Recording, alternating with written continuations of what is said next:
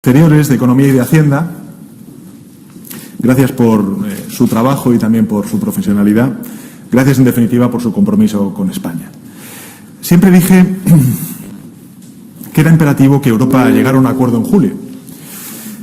Se lo merecían quienes hemos perdido por culpa de esta maldita pandemia, por quienes sufren sus consecuencias sanitarias en los hospitales y en sus casas, por quienes han perdido su trabajo o cerrado su empresa como consecuencia del confinamiento y de las medidas tan estrictas que hemos debido tomar en España y en el conjunto de Europa, y porque viven también muchísimos españoles y españolas y europeos con angustia estos momentos cargados de incertidumbres. Por todos ellos, por los cientos de millones de compatriotas europeos a los que debemos y servimos, necesitábamos llegar a un acuerdo en el mes de julio. Europa debía llegar a un acuerdo en el mes de julio y Europa ha llegado a un acuerdo en julio. Ha sido, como saben ustedes, una negociación difícil, compleja. Una maratón que empezamos hace unos meses, como saben ustedes, extraordinariamente complicados, porque hemos tenido que focalizar mucho de nuestro esfuerzo en la respuesta a una emergencia sanitaria inédita en 100 años, y cuyo tramo final, con 5 días de encierro, ha sido extenuante y exitoso. Tan extenuante como exitoso. Europa se enfrentaba al reto histórico y ha sabido responder a un acuerdo en los mismos términos, en términos históricos. Este es un gran acuerdo para Europa, un gran acuerdo para Europa, y es un gran acuerdo también para España. Hoy, no les quepa duda, se ha escrito una de las páginas más brillantes de la historia de la Unión Europea, y como profundo europeísta que soy, permítame que les traslade mi profunda emoción por el momento que estamos viviendo. Paso a detallarles los puntos más relevantes del acuerdo. En primer lugar, hemos aprobado la creación de un gran fondo de recuperación, si me permiten que lo denomine así, de 750.000 millones de euros para los próximos 6 años. Para que se hagan ustedes una idea de las magnitudes de las que estamos hablando, 750.000 millones de euros representa el 60% del Producto Interior Bruto de nuestro país en 2019 y el 4,6% del Producto Interior Bruto europeo. Esta es la magnitud del fondo que ha aprobado, en términos históricos, el Consejo Europeo en el día de hoy. Un auténtico plan Marshall para dar una respuesta, en primer lugar, contundente a la crisis de la COVID, pero también mirando hacia el futuro, para hacer esas transformaciones que necesitamos hacer si queremos ser una economía resiliente, competitiva, inclusiva y digital y verde durante las próximas décadas. El objetivo del Fondo de Recuperación es movilizar una masiva cantidad de recursos públicos europeos, que va a tener también una consiguiente movilización de recursos privados para la recuperación económica tras la crisis del COVID, y que además esa recuperación sea pronta, sea fuerte y además sostenible. Y quiero rendir en este caso tributo y reconocer el trabajo en primer lugar de la Comisión Europea, el trabajo de distintos gobiernos europeos, singularmente del gobierno alemán y del gobierno francés, que presentaron un paquete conjunto de 500.000 millones de euros, y también reconocer el trabajo y la aportación a ese debate europeo, a ese empuje que hemos dado muchísimos gobiernos para que el día de hoy fuera posible, entre ellos el gobierno español, con las propuestas que presentó a lo largo de los pasados meses, precisamente abogando por ese plan Marshall. Esta recuperación, a partir de este fondo que hoy aprobamos, debe sostenerse en los 3 pilares que nos van a permitir crecer de forma fuerte, con equilibrio y de manera sostenible. En primer lugar, la transición digital. En segundo lugar, la transición ecológica. Y en tercer lugar, la educación y la formación de nuestros estudiantes y de nuestros trabajadores. En síntesis, una recuperación que tiene que ser verde, que tiene que ser digital, la mejora del capital humano, para lograr que la economía europea y, en consecuencia, la economía española sea una economía más competitiva, inclusiva y sostenible. De los 750.000 millones de euros de recuperación, del Fondo de Recuperación, 390.000 millones de euros serán en modo de transferencia al conjunto de países de la Unión Europea. Y aproximadamente 360.000 millones de euros lo serán en préstamos. Para lograr movilizar todos estos recursos en los próximos 6 años, recuerden, me parece muy importante volver a subrayarlo, estos recursos representan el 4,6% del Producto Interior Bruto europeo. Es lo que se va a movilizar.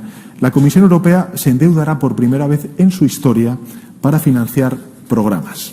Esto es lo inédito también de lo que estamos viviendo, de lo que se ha aprobado hoy. No solamente la movilización de recursos históricos, como lo que he dicho antes, sino también que la Comisión Europea se va a endeudar por primera vez en la historia para financiar estos programas. Si algo en consecuencia está demostrando esta decisión, es precisamente que Europa ha tomado una respuesta unida, una respuesta común a una crisis, la de la COVID, que afecta en su triple vertiente, la sanitaria, la económica y también la social, a todos en mayor o menor intensidad. En lo que se refiere a España, nuestro país ha logrado obtener aproximadamente 140.000 millones de euros a movilizar durante los próximos 6 años. Para que se hagan ustedes una idea, estamos hablando del 11% del Producto Interior Bruto español en 2019. De esos 140.000 millones de euros, 72.700 millones de euros serán en transferencias. El resto serán en préstamos. Por tanto, 140.000 millones de euros aproximadamente, el equivalente al 11% del Producto Interior Bruto español en el año 2019, y de ellos 72.700 millones de euros en transferencias y el resto en préstamos. Para que nos hagamos una idea de lo que va a suponer esto en términos históricos para España, quiero recordar los fondos de cohesión. Unos fondos que supusieron un salto en la modernización, en la cohesión, en la competitividad de nuestro país en la década de los 90 del siglo pasado, en el siglo XX. Si el Fondo de Cohesión supuso para España el equivalente en 6 años a 7.800 millones de euros, lo que hemos aprobado hoy supone la movilización de casi 73.000 millones de euros durante el mismo periodo, es decir, 6 años. Casi 10 veces más del tamaño de aquellos fondos de cohesión que tanto supusieron para el progreso y la prosperidad de nuestro país. Este impulso extraordinario de recursos puestos en común por parte de la Unión Europea completa lo que el presupuesto europeo ya hace en otros ámbitos centrales de la política europea. Las políticas de cohesión, la política agrícola, que han demostrado una vez más durante la pandemia su papel esencial, su papel central.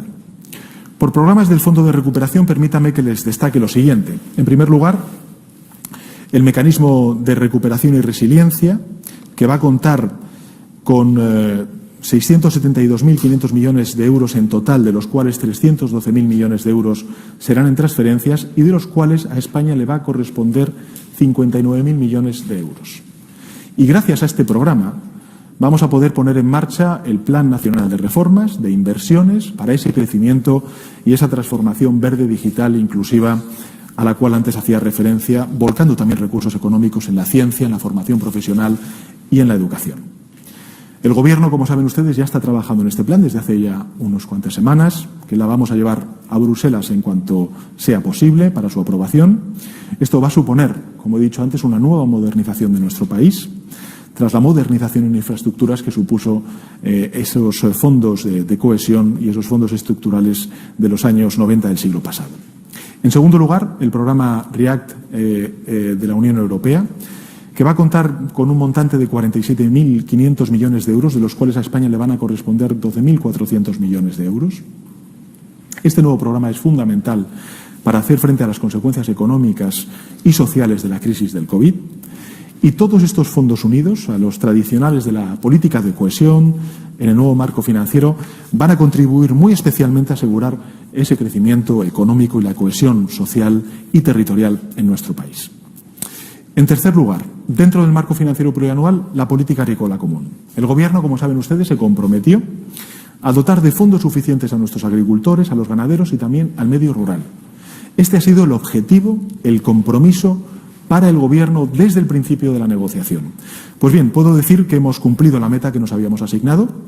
El conjunto de las intervenciones de la política agrícola común, en forma de ayudas directas, de medidas de desarrollo rural y de medidas de mercado, van a tener la misma cuantía que en el marco financiero plurianual del año 2014 al año 2020.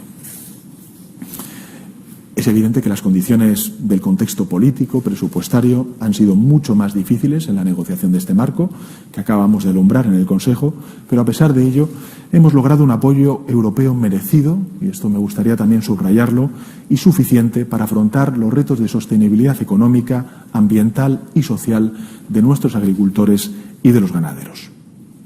Sobre la gobernanza, que ha habido también bastante debate a lo largo de este Consejo. Primero, quiero recordar que este es un hito histórico. El Fondo de Recuperación es un hito histórico, es un nuevo instrumento que crea la Unión Europea y, por tanto, exige una nueva gobernanza. Nada tiene que ver con la gobernanza de otros instrumentos que ya existen.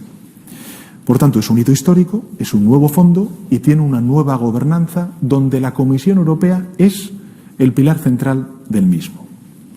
Hemos reforzado el papel de supervisión del Consejo Europeo, del Fondo de Recuperación, pero lo más importante, lo que ha querido siempre el Gobierno de España y la mayoría de los miembros del Consejo Europeo, salvaguardando siempre el equilibrio institucional entre el Consejo, la Comisión y otorgando el papel que le corresponde a cada cual. Cuando haya un incumplimiento flagrante de un país en la ejecución del Fondo de Recuperación, cualquier otro país podrá solicitar de forma motivada un debate político en el seno del Consejo Europeo.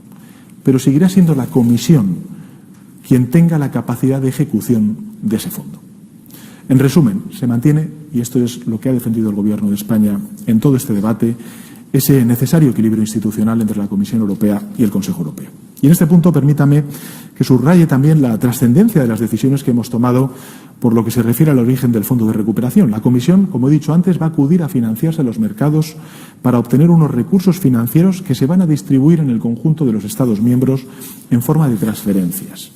Por tanto, se trata de un mecanismo absolutamente revolucionario, el Fondo de Recuperación, que permite entender la posición por parte de algunos países en relación con esta cuestión. Y finalmente, no quiero dejar de hacer referencia al marco financiero plurianual, el presupuesto para los próximos 7 años. Hemos acordado que alcanzará 1 billón de euros, 1.074.000 millones de euros. Esta es una cantidad muy importante, muy ambiciosa, especialmente teniendo en cuenta el contexto en el que nos movemos y que se añade al Fondo de Recuperación que también acabamos de acordar. En resumen, este es un gran acuerdo para Europa, es un gran acuerdo para España. Hoy Europa sienta las bases para dar una respuesta a la crisis que sufre Europa, que es la crisis de la COVID, pero sin perder de vista también el mañana, sin olvidar los cambios que se han acelerado y que necesitan de una pronta respuesta por parte de todos, de las instituciones públicas y también de los actores privados. La transición ecológica, la transición digital, la formación de nuestros hijos y la formación también de los trabajadores y trabajadoras.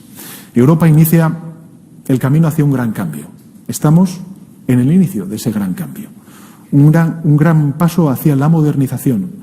Tomamos impulso para situar a Europa donde se merece, que es a la vanguardia de la transición digital, de la transición ecológica, sin dejar a nadie atrás y sin dejar tampoco a ningún territorio atrás. En definitiva, es un ejercicio de liderazgo y de inclusión el que se ha hecho por parte del Consejo Europeo y las instituciones europeas a lo largo de estos meses y que culmina en el día de hoy.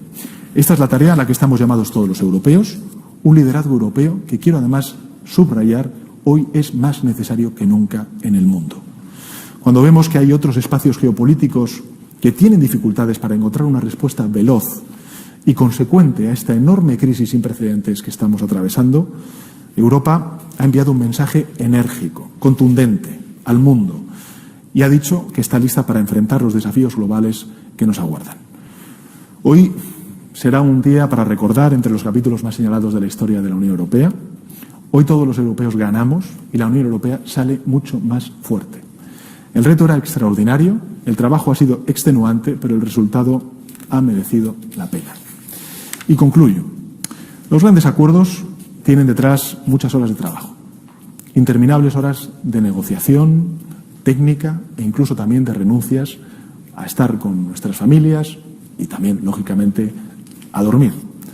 España tiene la fortuna de contar con un cuerpo de funcionarios y funcionarias altamente cualificados, comprometidos y dedicados a la tarea de defender los legítimos intereses de nuestro país.